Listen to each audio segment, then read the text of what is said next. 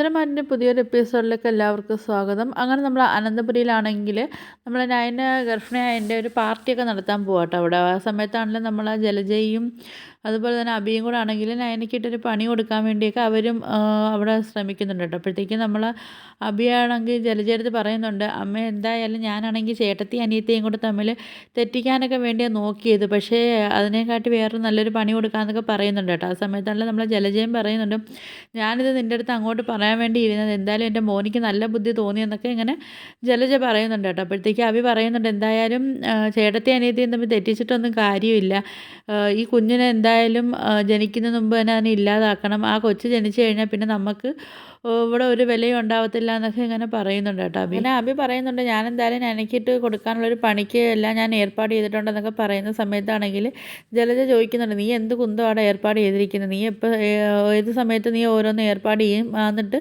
സമയമാകുമ്പോൾ അതെല്ലാം പൊട്ടി പാളിഷാവും എന്നൊക്കെ പറയുന്നുണ്ട് കേട്ടോ. ആ സമയത്ത് നമ്മൾ അഭി പറയുന്നുണ്ട്, പിന്നെ അമ്മ ഏർപ്പാട് ചെയ്യുന്ന കാര്യങ്ങളെല്ലാം അവിടെ നടന്നുകൊണ്ടല്ലേ ഇരിക്കുന്നത്, ആ നവ്യയുടെ കൊച്ചിനെ തന്നെ ഇല്ലാതാക്കാൻ വേണ്ടിയൊക്കെ അമ്മ നോക്കിയിട്ട് വല്ല കാര്യങ്ങളും നടന്നോ എന്നൊക്കെ പറയുന്നുണ്ട് കേട്ടോ. എന്നിട്ട് നമ്മൾ അഭി പറയുന്നുണ്ട്, ഞാനാണെങ്കിൽ ഒരു പാമ്പിനെയാണ് ഏർപ്പാട് ചെയ്തിരിക്കുന്നത്, അത് ഇവിടെ കൊണ്ടുവന്നിട്ട് പൂജാമുറിയിൽ വെക്കാൻ വേണ്ടിയൊക്കെയാണ് എൻ്റെ പ്ലാനിങ് എന്നൊക്കെ പറയുന്നുണ്ട് കേട്ടോ. അപ്പോഴത്തേക്ക് ആ സമയത്താണെങ്കിൽ ജലജയാണെങ്കിൽ അയ്യോ പാമ്പൊന്നും പറഞ്ഞിട്ട് ജലജ അങ്ങ് വിളി തുടങ്ങും. ആ സമയം അപ്പം നമ്മൾ അഭി പറയാം, അമ്മ ഒന്ന് നിലവിളിക്കാതിരിക്കാവോ, പിന്നെ ഇത് കണക്ക് വിളി കേട്ട് കഴിഞ്ഞാൽ എല്ലാവരും ഓടി വരത്തില്ലേ എന്നൊക്കെ ചോദിക്കുന്നുണ്ട് കേട്ടോ. അപ്പോൾ ജലജ പറയുന്നുണ്ട്, ഇനി പാമ്പിനെ കൊണ്ടുവന്നിട്ട് അവസാനം നമ്മളെ തലയിൽ തന്നെ അത് കൊത്തുമോ എന്നൊക്കെ അങ്ങനെ ജലജ ചോദിക്കുമ്പോഴത്തേക്കും അഭി പറയുന്നുണ്ട്, ഇല്ല അമ്മേ, ആ പാമ്പിനെ ഞാൻ കൊണ്ടുവന്നിട്ട് ഇവിടെ കൂടയിലൊക്കെ ആക്കി കൊണ്ടുവന്നിട്ട് അത് പൂജാമുറിയിൽ വെക്കാനാണ് എൻ്റെ പ്ലാനിങ്. കാര്യവശാൽ പൂജ ചെയ്യാനും രാവിലെ പൂജാമുറിയിലൊക്കെ കയറുന്ന നയനയില്ലേ, അപ്പോൾ അതുകൊണ്ടാണ് ഞാനത് പൂജാമുറിയിലോട്ട് വെക്കാമെന്നൊക്കെ ഉള്ളൊരു പ്ലാനിങ്ങിലൊക്കെയാണ് ഞാൻ ഇരിക്കുന്നതെന്നൊക്കെ ഇങ്ങനെ പറയുന്നുണ്ട്. ജലജ പറയുന്നുണ്ട്, അത് ശരിയാണ്, പാമ്പിൻ്റെ കാര്യമൊക്കെ ആകുമ്പോഴത്തേക്കും ആരും നമ്മളെ സംശയിക്കത്തില്ലല്ലോ, വേറെ എന്തെങ്കിലുമൊക്കെ ചെയ്യുമ്പോഴല്ലേ എല്ലാവരും നമ്മളെ സംശയിക്കുന്നത്, ഇതാകുമ്പോഴത്തേക്കും നമ്മളെ ആരും സംശയിക്കാനും പോകുന്നില്ല എന്നൊക്കെ പറയുന്നുണ്ട്. അങ്ങനെ പിന്നെ അനന്തപുരിയിലാണെങ്കിൽ എല്ലാവരും ഉറങ്ങിയതിന് ശേഷമാണെങ്കിൽ അഭി ഏർപ്പെടുത്തിയ അയാളാണെങ്കിൽ ആ പാമ്പിനെയൊക്കെ കൊണ്ടുവരുന്നുണ്ട്. അങ്ങനെ അഭിയും അയാളും കൂടെ ആ പാമ്പിനെല്ലാം കൊണ്ട് അവർ പൂജാ റൂമിലോട്ടൊക്കെ കൊണ്ടുവയ്ക്കുന്നുണ്ട് കേട്ടോ.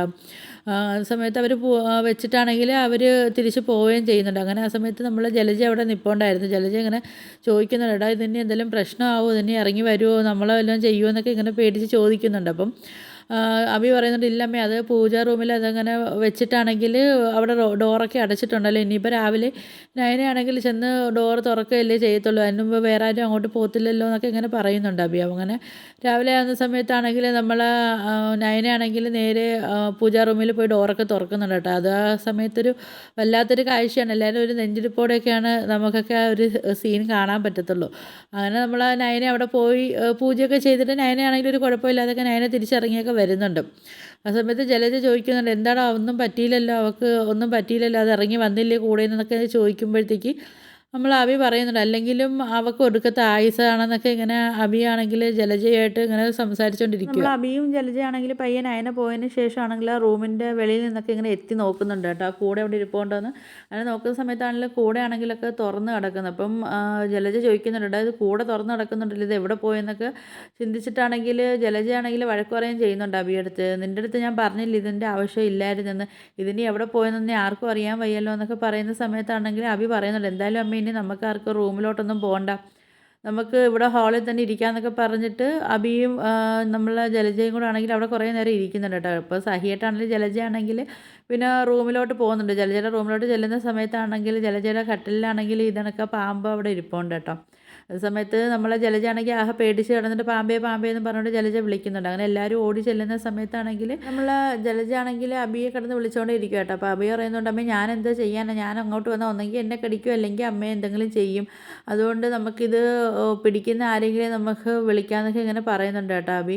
അതാ പറയുന്നത്, കൊടുത്താൽ കൊല്ലത്തും കിട്ടുമെന്ന് പറയുന്ന കാര്യം ഇതൊക്കെയാണ്. സമയത്ത് മുത്തശ്ശൻ ചോദിക്കുന്നുണ്ട്, എന്തായാലും ഈ വീടിനകത്ത് എങ്ങനെ ഈ പാമ്പ് കയറി എന്നൊക്കെ ചോദിക്കുന്നുണ്ട്. എന്തായാലും ഇവിടെ കയറാനൊരു ചാൻസും ഇല്ലല്ലോ, ഇത് ആരെങ്കിലും കൊണ്ടിടാതെ ഇവിടെ ഇങ്ങോട്ട് പാമ്പ് കയറാനൊന്നും പറ്റത്തില്ലല്ലോ എന്നൊക്കെ ഇങ്ങനെ മുത്തശ്ശൻ പറയുന്ന സമയത്താണെങ്കിൽ അഭി പറയുന്നുണ്ട്, അതെന്താ മുത്തശ്ശൻ, ഇവിടെ ആരാ പാമ്പിനെ കൊണ്ടിടാൻ, ഇവിടെ ആരെങ്കിലും കൊണ്ടിടുമോ എന്നൊക്കെ ചോദിക്കും കേട്ടോ. അപ്പോൾ മുത്തശ്ശൻ പറയും, അല്ല അതിനെക്കാട്ടി വിഷമുള്ള ഐറ്റം ഒക്കെ ഈ വീടിനകത്തുള്ളത്, അതുകൊണ്ടാണ് ഞാൻ പറഞ്ഞതെന്നൊക്കെ പറഞ്ഞിട്ട് അവരാണെങ്കിൽ ആ പാമ്പ് പിടിക്കുന്ന അയാളെ വിളിക്കുന്നുണ്ട് കേട്ടോ. പാമ്പ് പിടുത്തക്കാരൻ വന്ന് ആ പാമ്പിനെ വശീകരിച്ച് അയാൾ ആ പാമ്പിനെ പിടിക്കുന്നുണ്ട് കേട്ടോ. അങ്ങനെ അയാൾ പറയുന്നുണ്ട്, ഇത് സാധാ പറമ്പിൽ നിന്നൊന്നും വരുന്ന പാമ്പല്ല, കണ്ടിട്ട് ഇത് വശീകരിച്ചൊക്കെ വിടുന്ന പാമ്പാണ്.